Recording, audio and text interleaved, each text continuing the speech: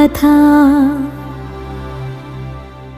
అంతేనేమో అంతేనేమో అంతులేని వేదనేమో ఆడపిల్లను కదా. మళ్ళీ తిరిగి అడుగేసేది వచ్చిపోయే చుట్టూలానే. నేను పుట్టి పెరిగిన ఊరికి ఇంకా పైన పొరుగురిదాన్ని. కట్టదాటి గంగ నేడు కంట పొంగెనే. ఎంత ఎంత యాతనో ఎంత గుండె కోతనో ప్రాణమోలే పెంచుకున్న పిచ్చి నాన్నకు. దూలమిరిగి భుజముపై పడిన పిడుగు పాటిది. ఇంతకన్నా నరకమే లేదు జన్మకు.